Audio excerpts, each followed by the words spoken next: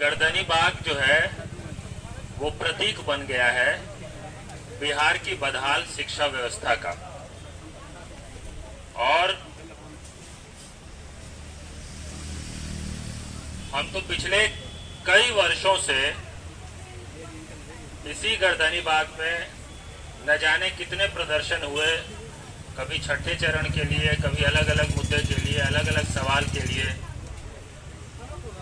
और उन सब में हम पूरी ताकत के साथ हर शिक्षक अभ्यर्थी के साथ खड़े रहे। आप लोगों में से बहुत लोगों को पता होगा,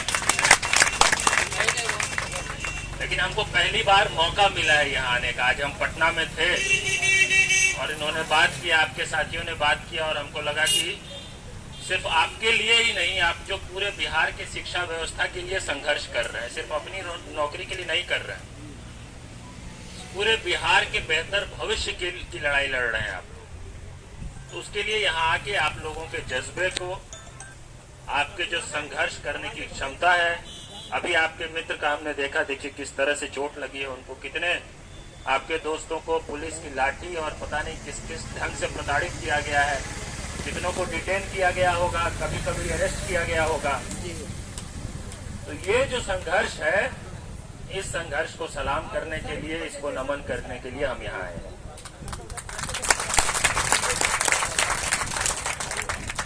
देखिए बहुत ही दुखद बात है, पीछे लास्ट तक जाती है ना ये आवाज जी, हाँ अंतिम तक जाती है ना, ठीक है। समझिए आप, पूरे देश में सरकारी स्कूलों में शिक्षकों के पद सबसे ज्यादा किस राज्य में खाली है? बिहार। कोई कंफ्यूजन है इसमें? कोई कंफ्यूजन नहीं। किसी और को कोई और जवाब लगता है क्या? नहीं। बिहार है ना?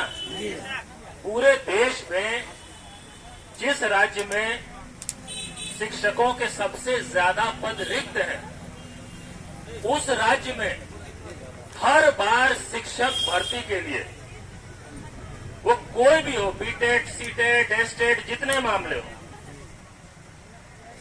एक कदम सरकार खुद से आगे नहीं बढ़ाती बिना किसी आंदोलन के, बिना किसी प्रदर्शन के। आप याद कर लीजिए पिछले 3-4 साल को, कम से कम 3-4 साल से तो हम खुद इन्वॉल्व रहे हैं। हम नहीं तो मेरी टीम के मेरे साथी लगातार आपसे कईयों से बातचीत करते रहे, मेरी सीधी बात ना भी हो रही हो तो। आप सब की लड़ाई को युवा अल्लाह बोल ने कितनी मजबूती से उठाया अलग अलग समय में। बिहार नीड्स टीचर्स पूरी दुनिया को बता दिया था, याद है ना?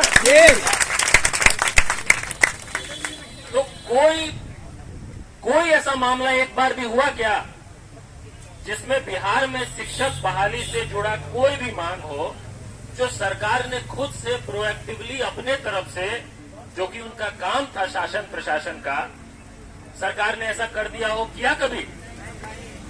बिना किसी मांग, सिर्फ मांग ही नहीं, बिना किसी प्रदर्शन, और सिर्फ प्रदर्शन ही नहीं, बिना किसी सतत आंदोलन के ये सरकार एक कदम आगे नहीं बढ़ती है। ये शर्मनाक है किसी भी लोकतंत्र के लिए।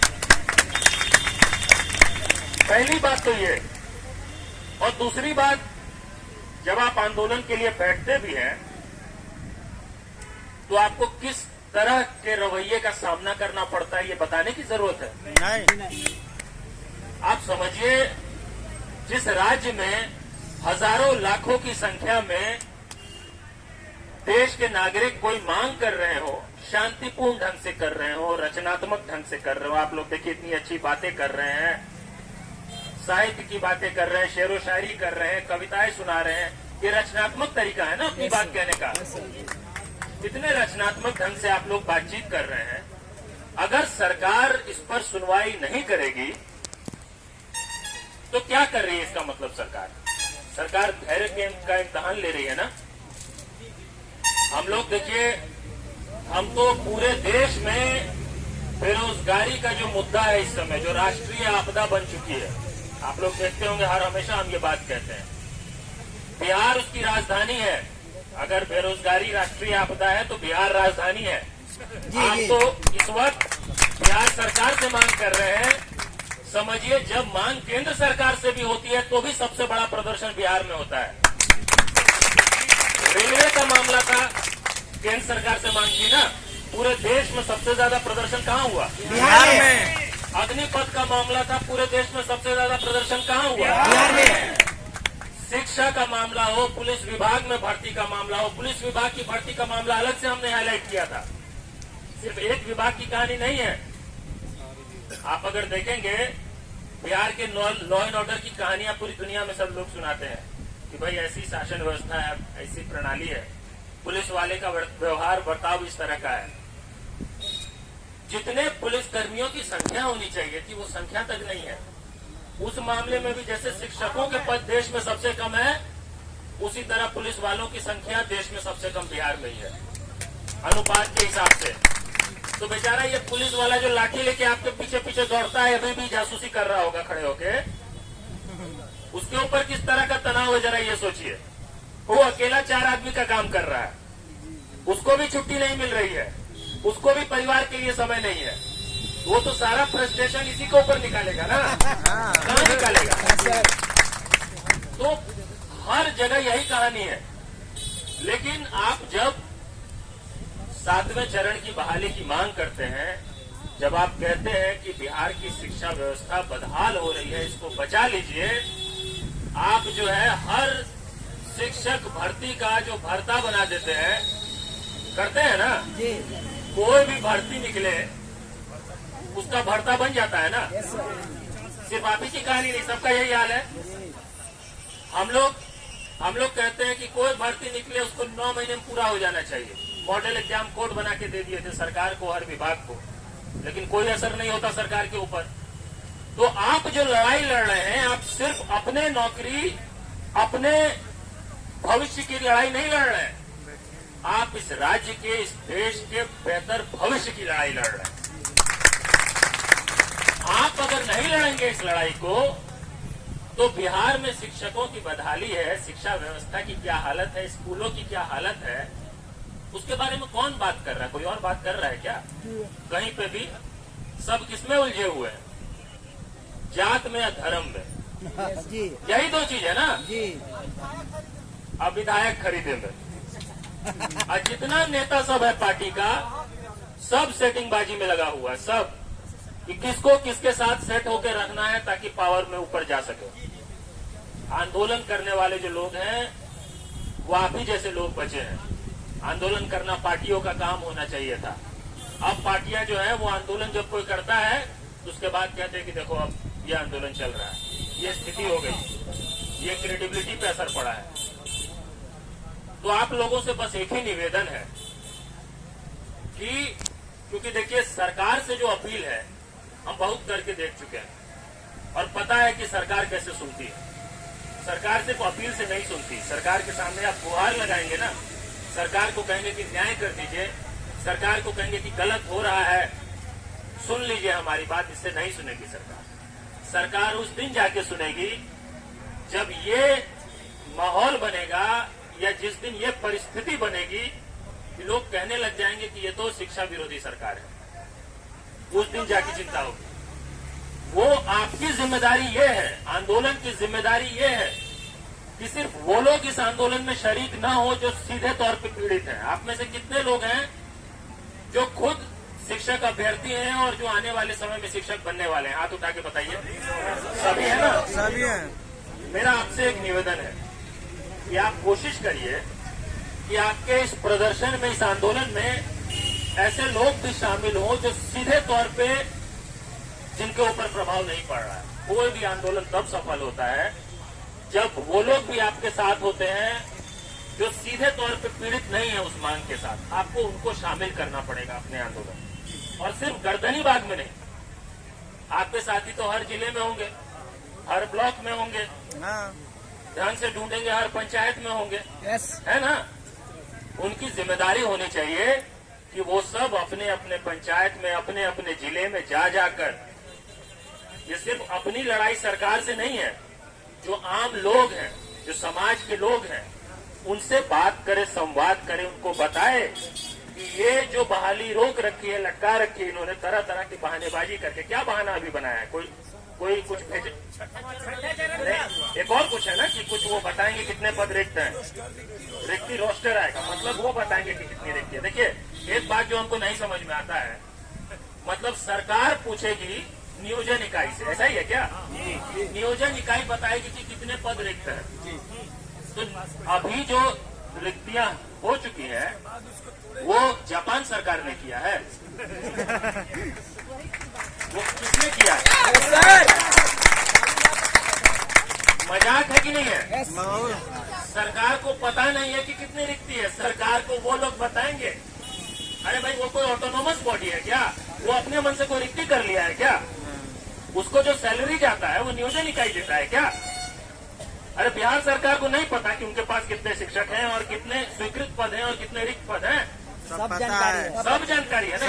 3,15,778 कहाँ से आ गया? 778 की 72 आया ना जी।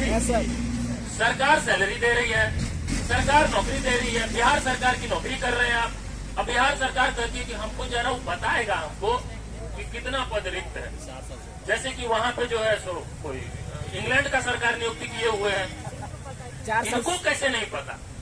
और इसमें जो आप लोग उलझ जाते हैं कि नहीं अभी तक नहीं आया है रोस्टर, आएगा, थोड़ा टाइम लगेगा। आने की जरूरत क्या है भाई? आप किस काम के लिए डायरेक्टर बने हुए हैं, शिक्षा मंत्री बने हुए? आपको जब अपना विभागे का नहीं पता, इस्तीफा दे दीजिए। गलत बात कह रहे हैं क्या? इसमें कोई कुतर्क है हम जो कह रहे हैं? अगर शिक्षा मंत्री को ये नहीं पता है कि बिहार के स्कूलों में कितने पद रिक्त हैं, तो उनको 24 घंटा भी शिक्षा मंत्री नहीं रहना चाहिए।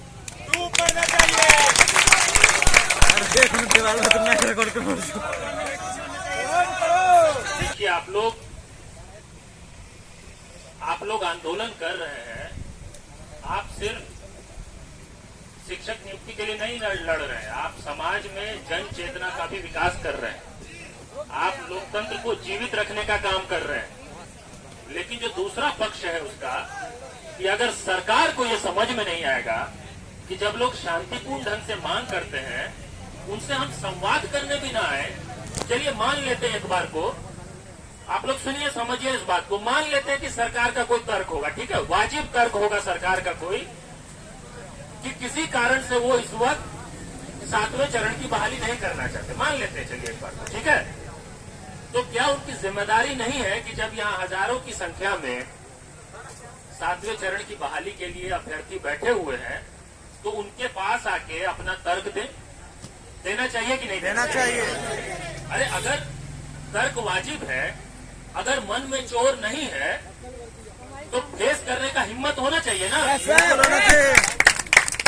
जो आपके सामने नहीं आ रहा है 6-7 दिन बैठने के बाद, इसका मतलब उसके मन में कुछ चोर है ना। इसका मतलब क्या मन में चोर है? यही है कि भाई उसको बहाली नहीं करनी है, बहाली के नाम पे बहानेबाजी करनी है। ये बहानेबाजी है कि रोस्टर बताएगा। इसको एकदम खंडन कर दीजिए, खारिज कर दीजिए आज से। हम कई बार देखे हैं और आपके कई साथियों नेताओं को भी हम देखे हैं और हमसे भी सब बात करते हैं तो कहते हैं कि भैया वो रोस्टर वाला बोला था इतने तारीख तक आएगा, वो नहीं आया इसलिए ऐसा हो रहा है। बोलिए भाई शिक्षा मंत्री इस्तीफा दे दे। शिक्षा मंत्री को नहीं पता है, शिक्षा मंत्री क्या मुख्यमंत्री को इस्तीफा दे देना चाहिए? शिक्षा विभाग में स्वीकृत पद कितने हैं ये सरकार को पता होगा ना। और किसको पता होगा? सरकार को नहीं पता होगा, सरकार को ना पता होगा। और स्वीकृत पद में कितनों को सरकार सैलरी दे रही है ये सरकार को नहीं पता होगा? सब पता है। तो स्वीकृत कितने हैं, कितनों को सैलरी जा रहा है, आप प्लस माइनस करने इस सरकार में किसी को नहीं आता है क्या? क्या करना है? यही ना करना है। स्वीकृत कितने हैं, आप कितनों को नौकरी दी हुई है, उसमें से घटा दीजिए, इसको बन गया ना रिक्ति। कुछ और होगा रिक्ति क्या? कोई और फॉर्मूला लगेगा? कॉमन सेंस का बात है कि नहीं? है कि नहीं बताइए आप। सब आईएएस आईपीएस लाठी चलाता है और आईएएस जो है कुतर्क चलाता है। यही कर रहे हैं ना। आपकी लड़ाई देखिए आईएएस आईपीएस से नहीं है, ये बेचारे नौकर हैं, समझ गए ना। ये हैं ये नौकर शाह लगा देने से शहंशाह नहीं हो जाते। नौकरशाह ही रहेगा। उसको आदेश का पालन करना है। किसके आदेश का पालन करना है? जो सरकार में है उनके आदेश का पालन करना है। इनको आदेश मिलेगा तन से अभी लाठी चला देंगे ये। इनको दिमाग से थोड़े काम करना है, मशीन है, रोबोट है। आईएएस आईपीएस आज के समय में संविधान के हिसाब से थोड़े काम कर रहे हैं, नेताजी के आदेश के हिसाब से काम कर रहे हैं। तो उनको आप माफ कर दीजिए, उनसे मत लड़िए। सरकार से आपकी लड़ाई है। सरकार से आप सीधी बात करिए कि ये रोस्टर का जो लॉजिक है बिल्कुल फर्जी लॉजिक है। ये आपका काम है भाई, आपके पास सारे कागज हैं, आपके पटना में सारे कागज होंगे, वो कोई पंचायत बताएगा आपको? नियोजन इकाई मतलब क्या? पंचायत बताएगा, यही ना? वो पंचायत बताएगा कि बिहार में कितना शिक्षक का कमी है। मजाक है। और इस बात को आप लोग चलाइए मत, हम वही कह रहे हैं, इस बात को आप लोग बोलना बंद कर दीजिए। बोलिए नहीं मानते हम इस बात को, आपको नहीं पता है कितना पद रिक्त है, आप छोड़ दीजिए कुर्सी, जिसको पता है वो बैठे। तो एक बात तो ये है। दूसरी बात देखिए, जब भी कोई बड़ा संघर्ष आप करेंगे, याद रखिए, और सरकार पे असर होना शुरू होगा तो लाठी चलना भी शुरू होगा। लाठी चल रहा है इसका मतलब हतोत्साहित नहीं होना है, हम सही रास्ते पर हैं। लाठी चल रहा है इसका मतलब उनकी वो जग रहे हैं, नींद में थोड़े लाठी चलाएंगे, जग रहे हैं इसका मतलब उनकी बज रही है। हाँ, आप लोग को हौसला बुलंद रखना है। बस ये ख्याल रखना है कि देखिए आज के दौर में सबसे आसान तरीका हो गया है आंदोलनों को कुचलने का कि उस आंदोलन में एक दो अराजक तत्वों को घुसा दो। समझ गए? वो जो एक पत्थर फेंकेगा और 5000 अभ्यर्थी बदनाम हो जाएंगे एक आदमी के एक पत्थर से। समझ गए ना? यस। आप लोगों की बहुत बड़ी जिम्मेदारी है। ये जिम्मेदारी है कि अपने आंदोलन को शांतिपूर्ण रखना है, अपने आंदोलन को इसी रचनात्मक ढंग से अपनी बात कहनी है। लाठी वो कितने भी चलाए, झेलने की क्षमता है ना, बर्दाश्त। ताकतवर वो नहीं होता है जो लाठी के बदले लाठी चला दे, ताकतवर वो होता है जिसके ऊपर लाठी का असर नहीं होता। गलत बात कह रहे हैं आप लोग। ताकतवर हैं इस समय, तो उस ताकत का आभास इस सत्ता को करवाइए। वो लाख लाठी चलाए, आपके ऊपर असर नहीं होना चाहिए उसका। आपकी प्रतिक्रिया जो है अपशब्द में या हिंसा में नहीं होनी चाहिए। अरे भाई, आप बिहार के लाले, आप समझ रहे हैं? बिहार पूरी दुनिया को सिखा दिया आंदोलन करना। कौन सिखाया? पूरी दुनिया को। देश की बात नहीं कर रहे हैं हम। देखिए, हम कोई बात करते हैं, आजकल पॉलिटिक्स में फंडा है लफाजी करने का। लफाजी नहीं कर रहे, हर बात का हम एकदम उदाहरण दे देंगे, तथ्यात्मक बात। बिहार ही गांधी जी की कर्मभूमि थी ना। बिहार से ही सत्य अहिंसा का जितना विचार निकला, चाहे बुद्ध का हो, चाहे महावीर का हो, जितने भी हो, चाहे देश में राजनीतिक बदलाव का जो सबसे बड़ा आंदोलन हुआ, बिहार आंदोलन, जेपी मूवमेंट, सब बिहार से निकला। उन्हीं गांधी जी के आंदोलन से और उसी सत्य अहिंसा का जो सत्याग्रह का जो सिद्धांत है। देखिए, एक समय तक क्या होता था, लड़ने का मतलब होता था फाइटा फाइटी करना। लोग क्या समझते हैं, भाई हम इसे लड़ रहे हैं, मतलब 2 मुक्का हम मारेंगे, 3 मुक्का वो मारेगा तो जीत जाएगा। वो ज्यादा मुक्का मार दिया, वो ज्यादा बलशाली है तो जीत गया, हम कमजोर है तो हम हार गए। लड़ाई का मतलब यही होता था। राजा भी लड़ता था तो अपना अपना सेना लेके लड़ता था। बिहार ने दुनिया को सिखाया कि लड़ाई लड़ने के लिए एक ऐसा तरीका है कि आप बिना हिंसा किए भी लड़ सकते हैं, और उस लड़ाई का कोई काट नहीं है। कम से कम जब आप कोई शक्तिशाली सत्ता से लड़ते हैं, इनके पास भाई मशीनरी है ना। आपके पैसे से सैलरी पाने वाले जो पुलिस अधिकारी हैं वो आप ही के ऊपर लाठी चलाएंगे। इनके पास इतनी बड़ी मशीनरी है, आप ही के पैसे से सैलरी मिल रहा है, आप ही के ऊपर लाठी चलाएंगे। इतनी बड़ी मशीनरी है। मीडिया इनके कब्जे में है, आज मीडिया का बड़ा हिस्सा इनके कब्जे में है। आप आंदोलन करेंगे तो उसको कहा जाएगा हंगामा किया, कारगिल चौक पे हंगामा, यही टाइटल होता है ना। ये नहीं कि कारगिल चौक पे आंदोलन, कारगिल चौक पे प्रदर्शन। सब पूरा जो है दिमाग पब्लिक का घुमाया जा रहा है इस ढंग, पूरा सिस्टम इनके कब्जे में है। ऐसे में आप हिंसा करके नहीं जीत सकते, इनसे कोई नहीं जीत सकता। देखिए अग्निपथ में क्या हुआ, कुछ लोगों को घुसा के हिंसा करवा दिया गया और हिंसा के नाम पे पूरे आंदोलन को कुचला गया। हम हर जिले की रिपोर्ट जानते हैं, हर जिले में एफआईआर हुआ। एफआईआर में 18, 19, 20 साल के बच्चों को जेल में डाला गया है और 100, 150, 200 अज्ञात लिख दिया एफआईआर में। और अज्ञात के नाम पे लोकल थाने से गांव में पहुंच जाता है कोई भी कि भाई जी तोरो बच्चाते करते रहने, सेना की तैयारी मैदान में दौड़े जाते रहने। वो बेचारा डर से बताता नहीं है। मतलब लोग डर से बोलने से बचने लग गए कि मेरा बच्चा भी 4 साल से सेना में जाने की तैयारी कर रहा था। इतना दहशत, डर का माहौल बनाया गया। क्यों बनाया गया? क्योंकि उस आंदोलन में हिंसा करवा दिया गया। आप लोग बस ये ख्याल रहो, और हमको पूरा विश्वास है, देखिए शिक्षक भर्ती के जितने आंदोलन हुए हैं, सिर्फ आपका ही नहीं, आपके अलावा भी, वो बाकियों की तुलना में कहीं बेहतर है। आप लोगों के अंदर ये परिपक्वता है, आप लोगों में ये समझदारी है, आप लोगों में ये नेतृत्व है कि आप अपनी बात भी कहते हैं, मजबूती से कहते हैं, और आप किसी प्रोपेगेंडा का शिकार नहीं होते हैं, और आप किसी हिंसा अराजकता की तरफ अपने प्रदर्शन को नहीं जाने देते हैं। ये बहुत बड़ी बात है, बस इसको कायम रखिए। और अगर आप इसको कायम रखेंगे तो हम बता रहे हैं, किसी भी आंदोलन में 3 चीज होता है। इस बात को गांठ बांध लीजिए, अब हम अपनी बात का समापन करेंगे। किसी भी आंदोलन में सिर्फ 3 बातें होती हैं, और हम अपने थोड़े बहुत अनुभव के आधार पर कह रहे हैं, पूरे देश में जितने बेरोजगारी के बड़े से बड़े आंदोलन हुए हैं उनमें हमारी भूमिका रही है। उसके आधार पर आपको हम कह रहे हैं, या तो आप थक जाएंगे, सुनिए ध्यान से, या तो आपको थका दिया जाएगा, या तो आप थक जाएंगे, या तो आप डर जाएंगे, डरा दिया जाएगा, या नहीं तो आप जीत जाएंगे। चौथा चीज नहीं होता है,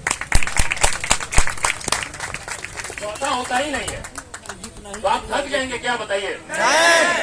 अगर बैठाए रहे यहाँ पे तो भी थक जाएंगे, और अगर मान लीजिए लाठी डंडा चलाए या फायर करने लग जाए तो डर जाएंगे, तो तीसरा क्या बचा?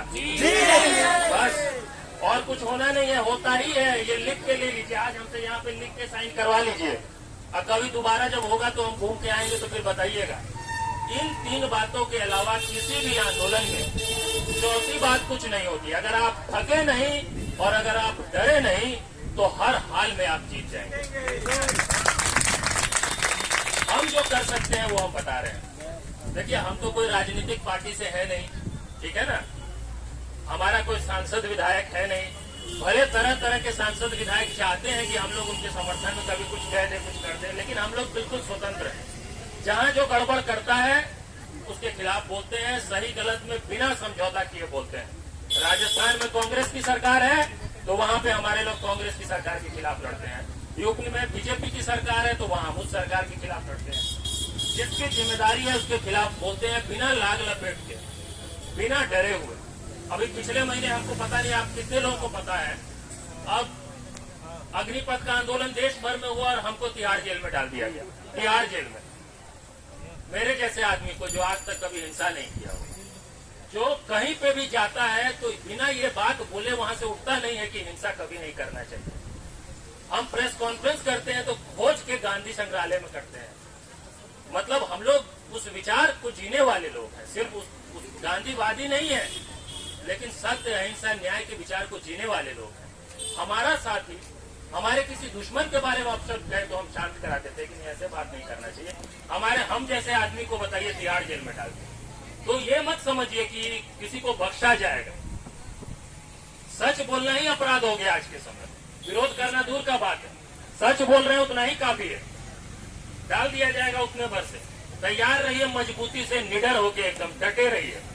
हम लोग जो कर सकते हैं, क्योंकि किसी राजनीतिक पार्टी से नहीं जुड़े, कोई हमारा संसद और विधानसभा में कोई हमारे लोग है नहीं, और न हम किसी पार्टी से एफिलिएटेड हैं, लेकिन हम इस समय देश में जो स्वतंत्र आंदोलन युवाओं का चल रहा है बेरोजगारी के सवाल पे, और हम आपको एक गारंटी देते हैं, अगले साल, सवा साल में यह देश आजाद भारत का सबसे बड़ा आंदोलन देखने वाला है।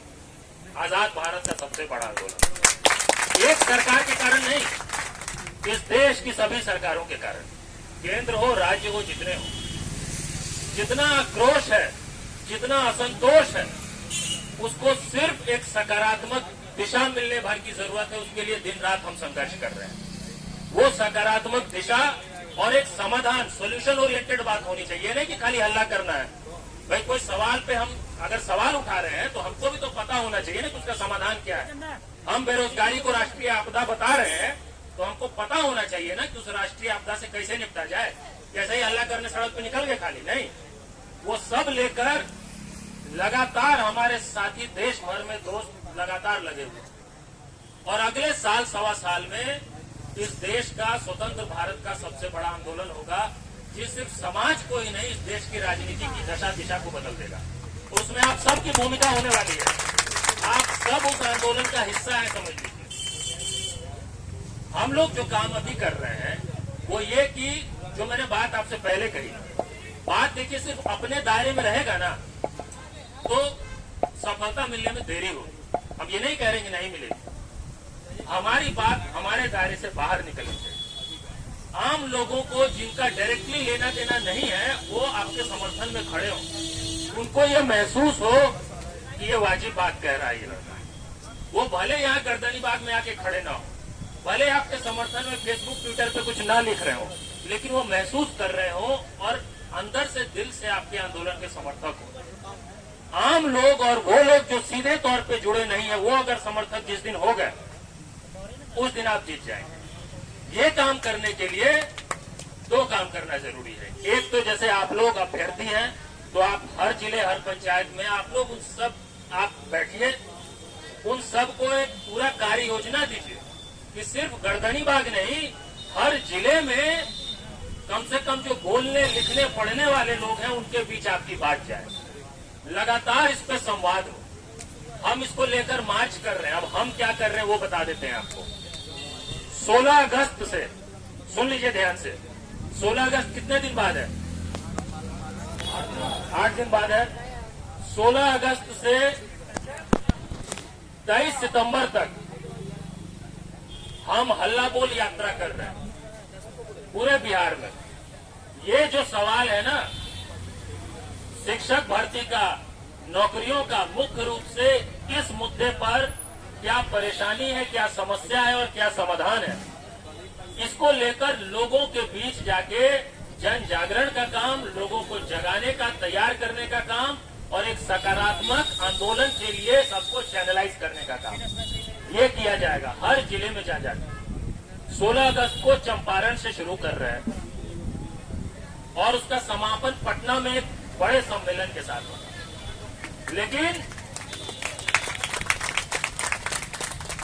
16 अगस्त से लेकर 23 सितंबर के बीच में ये जो 38 दिन की यात्रा है, ये 38 जिले में जाएगी। हर जिले मुख्यालय में ये बात होगी जो हम अभी यहाँ आपके सामने कर रहे हैं ना, बात एकदम यही बात।